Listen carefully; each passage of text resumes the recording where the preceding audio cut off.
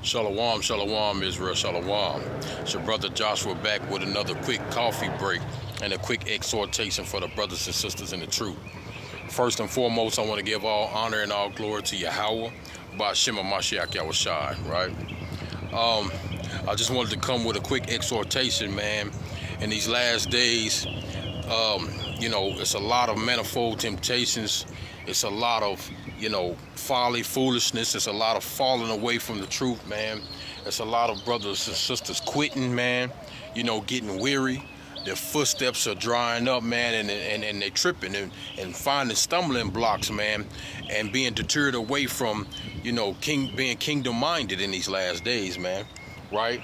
But what we have to do is draw closer together, man, and use one another, cement one together, man, and basically keep the commandments of the Most High, man, by gathering ourselves together, right, and fighting this good fight together. We cannot do this thing alone, man.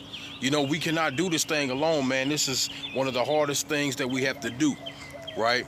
Every man that was born upon this earth has to fight, right? This is the condition of the battle. And it's definitely through many manifold temptations and tribulations and hardships, we're going to get to the kingdom, man. Right? Let me get this real quick, right?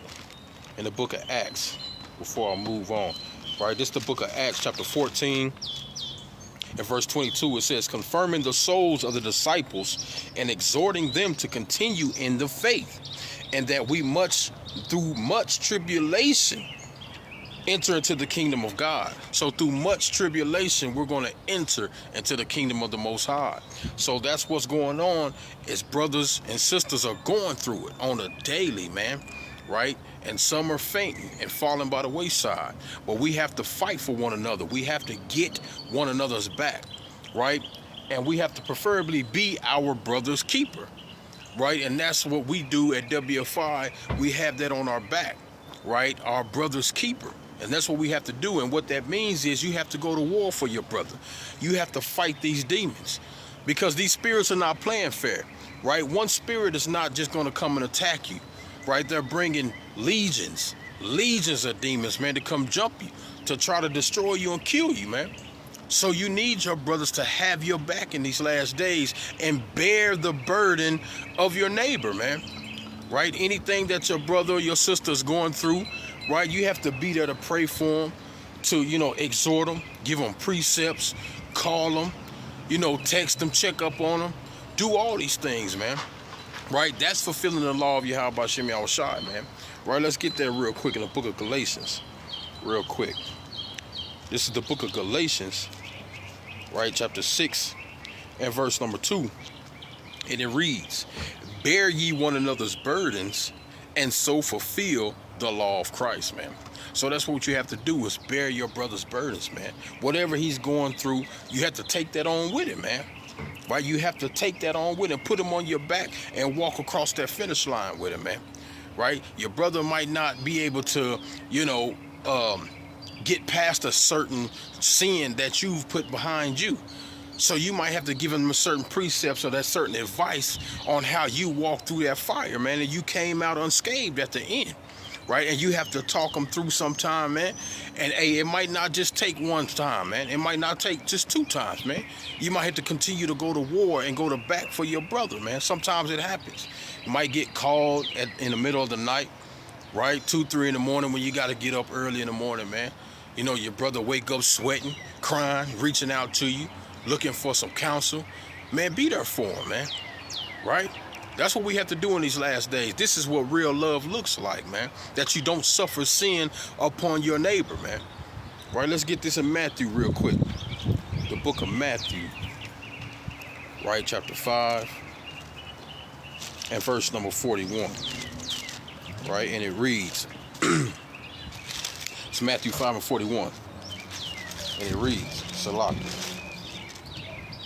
It says, and whosoever shall compel thee to go a mile, go with him twain. That means sometime, hey, man, you might get asked to do something, and then, hey, guess what? It didn't end right there. And then you have to take another go at it, man. right? And then it didn't stop right there. You have to do it again. Sometimes you have to go that extra mile, man, to fight for your brothers, man. You have to do something extra to get them out of that pit, right? They may have been dug deeper than what you were, right?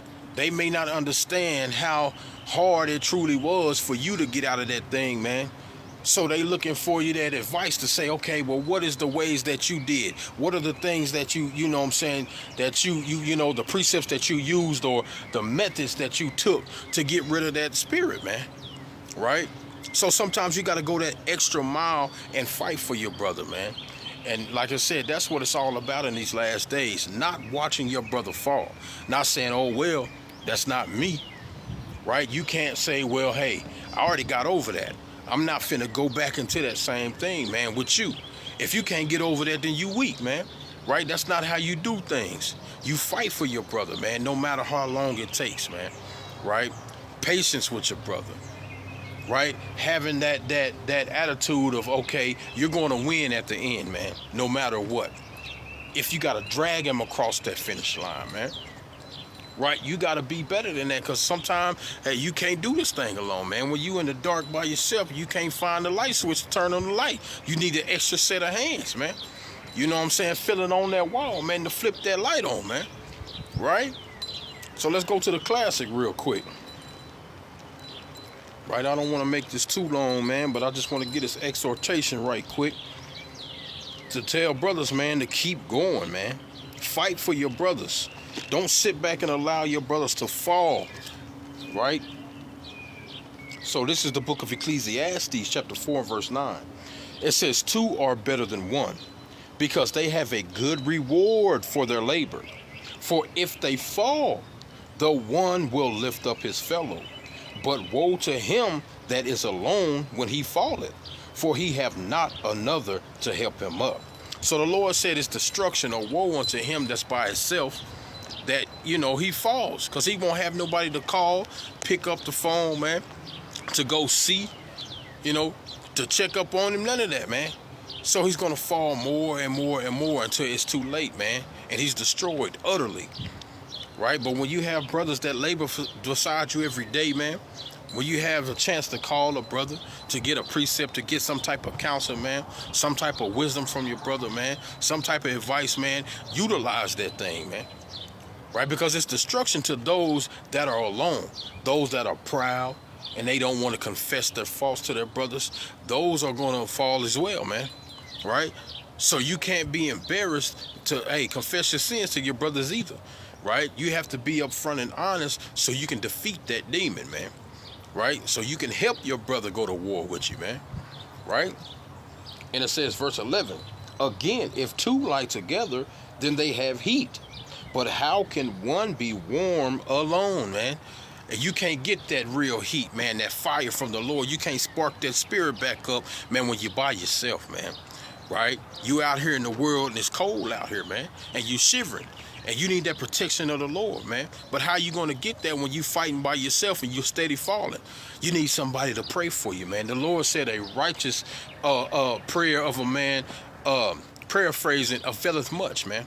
Right? The prayer of a righteous man, brother. Right? So you have to use your brothers, man. It's a team thing in this. It's no I in team, man. Right? So it says, verse 12, and if one prevail against him, 2 shall withstand him, and a threefold cord is not quickly broken. So the more brothers you have to go to war with you, man, hey, the harder it is for them devils to come against you, man. The harder it is. And even so, you got to think about it. The most mighty men in the book, right, fell a couple of times that needed their brothers to help them, man. They needed their brothers. Brothers got weary and got tired, man. You know, the most mightiest men in the books. Let's take Moses, for instance, man. Remember when Moses was fighting against Amalek, man, and he was standing on top of the hill, and, you know, he had his arms up in the air, right? And Moses started to get weary. But as long as his arms was in the air, man, Israel was triumphant. They was winning. But when his arms went down, what happened? You know, they started to overtake him, man. They started to destroy him and fight back. Right, let's get that account real quick. I believe it's Exodus chapter 17. Right? The book of Exodus chapter 17. right? At verse number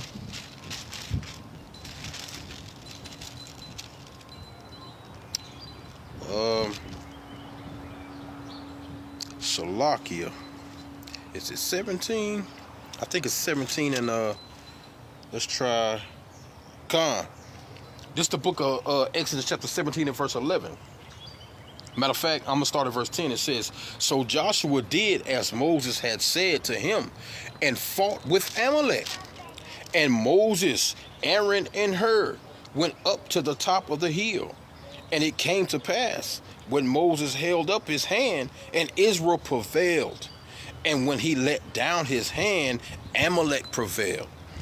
And it says, "But Moses' hands were heavy, and they took a stone and put it under him. And he sat thereon, and Aaron and Hur stayed up his hands, and one that on one side and the one on the other side, and his hands were steady until going down of the sun." So hey, Moses got weary, man, at a point, right? So Aaron and Hur, man, they had to get on each side, and they had to put a rock up under him, man, and hold his hands up, man, right, to make sure, right, that Israel was going to get that victory, man. They was watching out for their brethren. They had to help their brother out, man, right? Because, hey, he couldn't do it by himself. He was flesh and blood, only a man, right? So he had to have his brothers there to help him out, man, right? So that's what we got to do in these last days, is be the defense of our neighbor, man, of our brothers. Be that righteous buckler, man, that shield, that sword, to fight and cut through these demons, man, to free our brothers from these chains, man, that they got bent down, man. Got them chained to the ground where they can't move, right? And they struggling, right? We are our best help. We are our hope. Like they say in the world, we all we got, man. So we got to love one another, use one another in these last days, right? Let me get Proverbs real quick, right? Get one more, man. One or two more. This is Proverbs 17 and 17. It says, "A friend loveth at all times, and a brother is born for adversity," man. So a brother's born for adversity, man, in his last days, man, right? A friend is loving all times, but a brother, he's born for adverse situations, at adverse times, man, right? So we got to always be there to pray for one another, man, and have one another's back in these last days, man, right? It's actually a sin if you don't pray for your brothers, man, right? He that knoweth to do good and do it not, to him it is sin, man. Right, let's get this last precept real quick. Right, this is the book of 1 Samuel, man. 1 Samuel chapter 12, right, and verse number 23. And it reads, "Moreover, as for me, Yahweh forbid that I should sin against the Lord in ceasing to pray for you, but I will teach you the good way and the right way. Only fear the Lord and serve him in truth with all your heart, for consider how great things he hath done for you." So in these last days, man, keep praying for your brother, keep loving your brother, man, keep going to war and fighting for your brother. Be your brother's keeper, man. But with that, I hope it was edifying. I hope you take these precepts and apply it to your life, man. Hey, and at the end of the day, we love one another, man. We're going to make it to the kingdom, man, Lord willing. But with that, Shalom.